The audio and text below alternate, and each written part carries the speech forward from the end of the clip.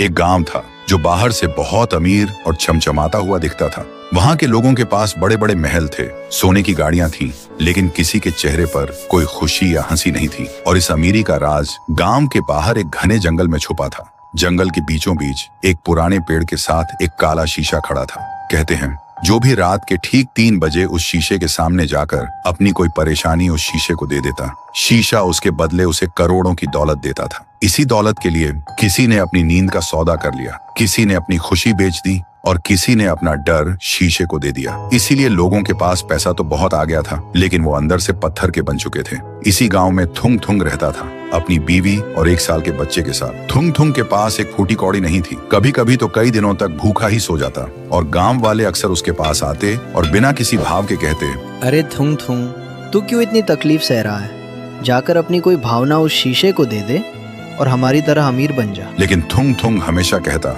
मेरी इंसानियत और मेरे जज्बात किसी दौलत से ज्यादा कीमती है।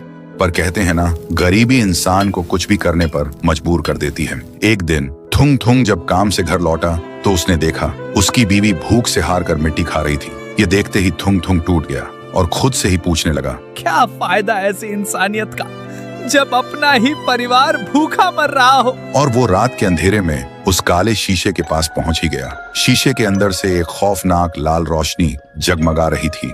तभी एक डरावनी आवाज गूंजी, आओ मुझे अपनी कोई सबसे प्यारी भावना दो और बदले में दुनिया की सारी दौलत ले जाओ। थुंग थुंग ने रोते हुए कहा, मेरे पास कुछ नहीं है, बस ये मेरी गरीबी का दर्द और मेरे आंसू है।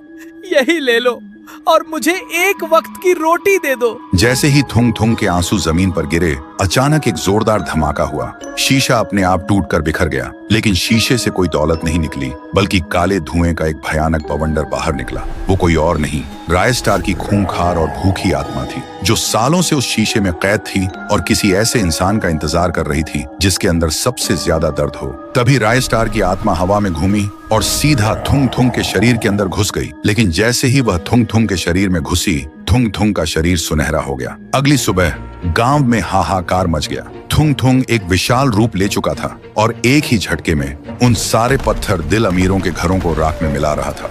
तभी वहां एक बाबा आया। बाबा ने अपनी जादुई ढाल आगे करते हुए चिल्लाकर कहा, रुक जाओ रायस्टार, इस बेकसूर थुंग थुंग के शरीर को छोड़ दो। और तुम चाहते क्या हो? सुनते ही थुंग थुंग का शरीर धीरे धीरे छोटा होने लगा और एक खौफनाक हंसी गूंजी। फिर एक बहुत ही भारी डरावनी आवाज में बोला, मैं इसे तब तक नहीं छोड़ूंगा जब तक इस वीडियो को देख रहे लोग चुपचाप सब्सक्राइब और लाइक वाला बटन नहीं दबा देते।